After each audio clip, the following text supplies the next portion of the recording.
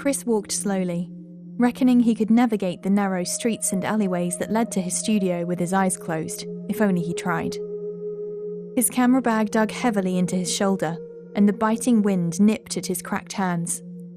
And though he didn't relish another evening spent with them immersed in chemicals, delicately coaxing his precious cargo into life, before his busy mind had caught up with him, his bags had already been dropped to his ankles. His hands were twisting the lens into focus until the image of a bare tree in silhouette, branches clawing at the smoky red evening sky, tearing off strips of silken clouds, filled the frame. Click went the shutter. Cursing himself under his breath as he packed everything away once more, the cold having permeated under his skin now, Chris gathered his bags and set off at a jog. He arrived at the rusting steel door of his studio breathless, simultaneously cold and sweating. He turned the key in the deadbolt lock, which yielded with a thud inside the door like a safe, he thought, and pushed it open with his shoulder, the steel grinding on the concrete floor. He flicked on the light switch, and a single bulb spluttered into life, barely illuminating the cavernous space inside. Negatives were strung between the walls like fairy lights, which Chris had to duck under to get to his workspace. It looked like an apothecary, the desk littered with glass bottles, dishes of powder, brushes, tongs. But despite its haphazard appearance, Chris treated his rolls of film as though they were made of spun gold. He would spend hours in the cave, as he called it, measuring out chemicals, unfurling spool after spool of film, tiny figures in ghostly white staring out of them, with Chris presiding over his subjects like a god, giving them the light of eternal life or condemning them to a dark and lonely hell. He spent each day balancing with one foot in reality and the other in the worlds he created inside that dark little room. Tonight was no different. He had promised Julian that he would be home at a reasonable hour. He was just going to develop the negatives from the day's work and head back. But here he was again, examining each roll like an X-ray, selecting which of his miniature subjects he would make immortal. This one, he said, and carefully slid the negative into the enlarger and reached for his collection of potions. As the image faded into life, Chris spat an obscenity as he discovered what he thought was a smudge on the photograph. But the longer he looked at it, he began to think that it wasn't a smudge. It looked like something in the scene. A figure. A woman. She looked as thin as parchment, with pale, wispy hair. She was almost translucent. But it couldn't be a woman. There was nobody there when Chris took the picture. He was sure of it. It had to be an imperfection. He inspected the negative, but could find no trace of anything on its surface. No dust, no smears, no fingerprints. It was pristine. But when he projected the image onto the baseboard, there she was, on the far left side, as though looking into the scene from a distance. Chris started to panic. Was he getting a migraine? Was he hallucinating? He fumbled for the test strips, and there she was again. Chris wasn't a superstitious man. As a chemist, he had always put his faith in science. But as an artist, a part of him wanted to believe in the mysticism. No, it had to be a bad batch of film. He scoured the other negatives from his shoot, developing photograph after photograph, paying little care or attention to the degrading quality of each print. And there she was, like a shadow in every single image. He pressed the heels of his hands onto his eyes until he saw patterns swirling in monochrome, and it began to ache. But the woman was still there when he returned to the prints. Convinced he was losing his eyesight, or his mind, Chris stuffed a handful of the prints into his bag and set off for the door. He had to show them to someone, to be sure he wasn't going mad. He hammered at the door of Julian's house, completely ignorant of the fact that it was past 2 a.m. A dim amber glow emanated from the edges of the door, and Chris heard his sleepy footsteps thud down the stairs. Julian glared at him as he opened the door sarcastically slowly. Even through his sleepy days, He could see he was furious, but Chris was too absorbed in his own fervour to consider that maybe going to Julian's wasn't the best idea. He set off like a clockwork toy, regurgitating the events in the darkroom at breakneck speed, as Julian tried and failed to follow his frenzied train of thought. Chris followed him into the kitchen, still talking at an alarming pace, while he filled the kettle, put it on to boil, and dropped 2 spoonfuls of chamomile tea into a pot. Julian plopped an amber glob of honey into his own cup and sighed heavily. "Slow down," he said. "You're not making any sense." Chris felt a twinge of irritation as he relayed an abridged version of the story, slower this time, as Julian seemed preoccupied by the tea. "And you're absolutely sure it's not just an imperfection on the negative?" At this, Chris flung open his bag and upturned its contents from a height onto the kitchen counter, scattering prints all over the place like a flurry of snow, before dropping his bag onto the floor and lowering himself to sit on the step between the lounge and the kitchen with a thud. Julian picked through the prints, squinting at each one. "I need my glasses," he said, slinking past Chris, who was still sat in the doorway, to retrieve them. He squinted at the prints again, now with his glasses on, but his expression was even more confused than before. "Tell me you see her." "Darling, I don't know what I'm supposed to be looking at. I can't see a woman in this, in any of them."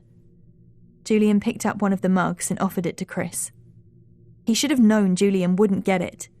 He never could understand why Chris needed to take so many photographs of things, why he needed to document even the most mundane moments in their life, or why he was so ready to drop everything in pursuit of his art. Of course Julian couldn't see it, but Chris had always known that his camera would be his legacy, and now he realised he should have known to keep his discovery a secret. "Come on, have some tea," Julian said tenderly. Chris bent over, rested his forehead on his knees, and exhaled forcefully. He was exhausted. He waved the cup away and scooped up the prints from the floor, sliding them back into his bag. Julian looked at him with a mixture of concern and frustration, but Chris refused to meet his gaze. "I should go." He turned his back on his partner and stepped back out into the cold. The sky was ink dark, and there was barely a star on show. Chris's breath formed clouds in front of him as he thundered through the streets, back towards the comforting solitude of his own bed. A sharp knocking shocked Chris awake, dissolving his mystery woman like steam as he opened his eyes to see daylight. That knocking again. He buried his face into the pillow and willed it to stop. His body relaxed as silence enveloped the room once again. Chris's flat was sparse, but it filled with the most beautiful bright sunlight at the right time of the morning. The bare floorboards were a patchwork of spilled paint and stains. A handful of browning roses sat languishing in a glass bottle on his bedside table, and the antique mirror he'd acquired from a charity shop leaned lazily against the opposite wall, reflecting the sunlight from the window back at him with a sheen of iridescence and black speckles. The bag of photographs was laid in the middle of the bedroom floor, the now dog-eared corners of the prints poking out from every gap. He emptied them out, methodically laying each one side by side until they covered nearly every inch of the room. When he peeled himself away from his project and wandered into the kitchen, still in his pyjamas, he saw a note scrawled on the back of an envelope poking underneath his front door. "Chris, came by on my way to work this morning to check you were okay. You weren't right at all last night. I'm worried about you. Call me later. Jules." He wouldn't call Julian. The rest of the morning was as hazy as the photographs, time moving in a blur until he was struck by the most unsettling sense of déjà vu. He had seen something just like this before. It was a photograph of a small girl on a wooden swing, suspended by ropes from a sycamore tree.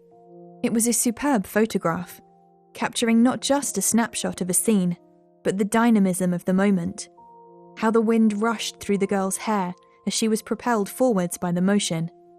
And there, on the very far left, a wispy, translucent figure, looking at the scene from afar. Then Chris remembered that it was taken by a local photographer. He'd met him while he was studying and was captivated by his work. The photographer had been impressed with Chris and offered him some work experience, but he never did take up the offer. He remembered he had an unusual name. It began with K. Kaminsky. That was it. Despite his reputation, Kaminsky had disgraced himself when he claimed that he'd photographed a ghost. He'd published the image, claiming it was the first genuine picture of a presence from beyond the grave. At first, people thought it was a prank. Then the local newspaper printed his photograph alongside a humiliating story proclaiming the whole thing as a hoax. His peers wrote him off as a fraud. Galleries refused to accept his work. But Kaminsky remained convinced that what he'd captured really was a ghost. After that, nobody wanted his services anymore. His work dried up, and he faded into obscurity. Chris set out to find him, positive that the old man would have the answers he needed. But his faith dwindled when he tracked Mr. Kaminsky down to a nursing home for people with mental illnesses.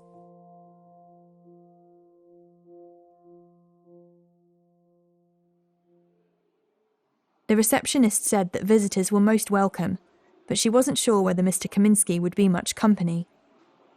They were right. The old man had utterly lost it. He raved incoherently, had conversations with the empty air, then fell into a silence so deep that Chris thought for a few moments that he had died. He began to think this visit was futile. A nurse poked her head into the room. "Betsy said you were looking for his pictures," she said. "They're all in there," and gestured towards a grubby-looking green tin underneath Mr. Kaminsky's bed. "Handle them with care. Some of them are older than he is." Chris prized open the tin with a creak. There were dozens of photographs. Decaying, grainy images. Some so old there was no way Mr. Kaminsky could have taken them himself. But always with that unmistakable, wispy shadow woman on the left-hand side. When he looked up from the photographs, Mr. Kaminsky was staring at Chris. Although he wasn't really staring at Chris, he was staring straight through him, his pupils as sharp as a pin. Chris glanced over his shoulder, but the doorway was empty. Before he could convince himself not to, Chris pulled his camera from his bag and took a shaky photograph of Mr. Kaminsky. When he took his eye from the viewfinder, the old man was mumbling to his slippers as though he didn't even know Chris was there. Spooked, Chris stuffed his camera and the tin into his bag and left, speeding down the corridor, but repeatedly turning to look behind him, back into Mr. Kaminsky's room. He almost collided with the nurse. "How did you find him today?" she asked in a soothing voice.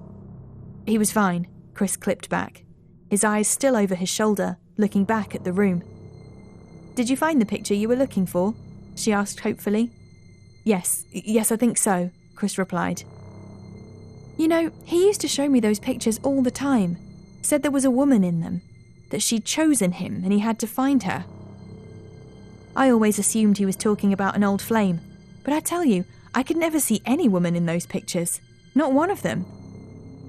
At this, Chris's pupils dilated, and he stared over the nurse's shoulder for a moment longer than was comfortable. "Everything all right?" she asked, putting her face back into Chris's eyeline. "Yeah, everything's fine. I have to go." Chris had all but sprinted out of the nursing home when he heard a shrill voice call out from behind him. "Nurse! Nurse, come quick!"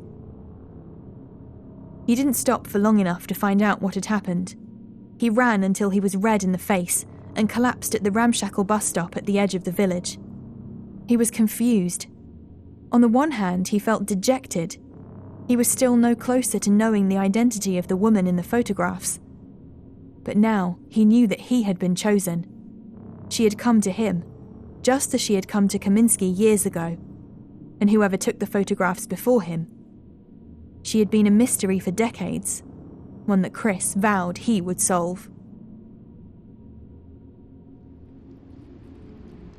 The sun was hanging low enough in the sky that its light was turning evening gold, so instead of wasting what could be hours waiting for a rural bus service that may never come, he decided to unpack his camera and walk back.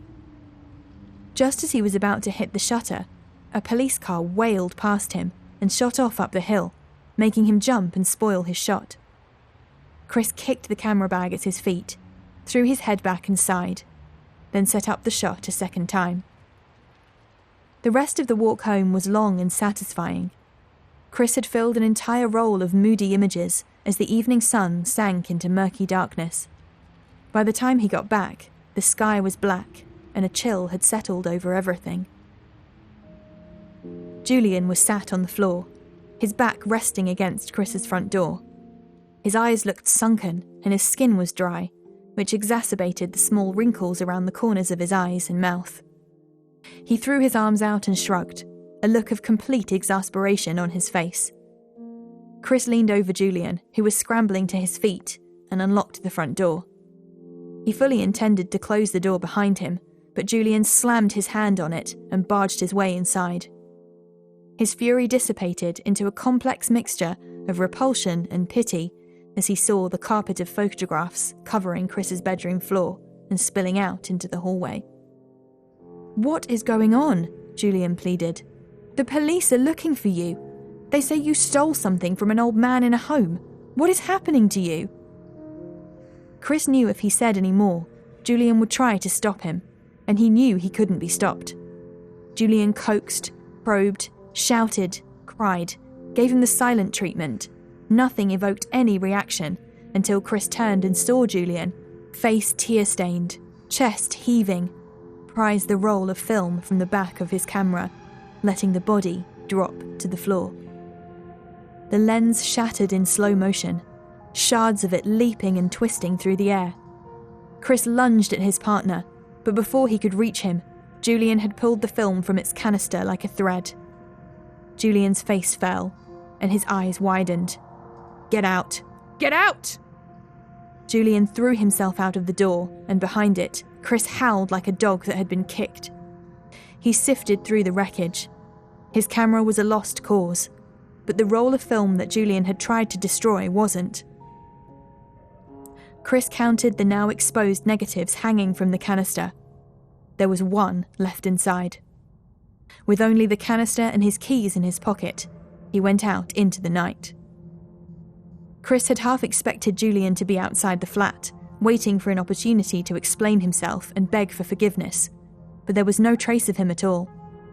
The streets were deserted. He walked purposefully, his eyes focused on nothing but the path ahead of him as he made his way to the studio. He had to develop that image. Underneath the harsh red glow of the safe light, Mr. Kaminsky's unsettling portrait revealed itself. His pin-sharp stare pierced Chris, even through the print, and his hands began to tremble. There she was, the same woman that was in all the other photographs. But this one was different. This time, she was standing directly behind Mr. Kaminsky, and she was staring straight at Chris. He dropped the photograph and lurched backwards, bumping his spine into the table behind him, sending bottles of pungent chemicals crashing down and piles of photographs tumbling to the floor. He tried to breathe, to settle his shattered nerves, but the chemicals made him choke and wheeze. He covered his face with his sleeve and tried to catch his breath when a shower of fine glass and glowing filament rained down. The light bulb above Chris's head had exploded.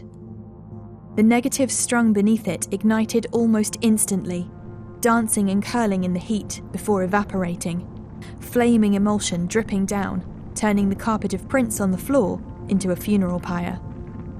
Chris tried his best to stamp out the flames before desperately kicking off his shoes as the rubber soles began to bubble and warp. His stinging lungs now filled with smoke, and his chest heaved as he tried to breathe. Scrambling towards the door, he sank to the floor, slumped among a sea of melting negatives, ash and shattered glass. "If I die now," he said to the empty room, "nobody will know. Nobody would care. Nobody even knows I'm here." The words hung in the thickening air for a poignant moment. But I do.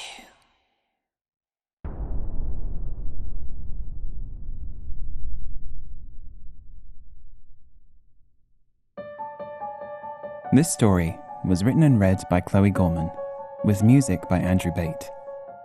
Penny Dreadfuls from the Moth Sanctuary is an audiobook series by Moth Sanctuary Productions. You can subscribe to the series on Spotify, Apple Podcasts, Podbean, and YouTube. Follow Moth Sanctuary Productions on Twitter, Instagram, and Facebook. Or for more dark delights, visit mothsanctuaryproductions.com.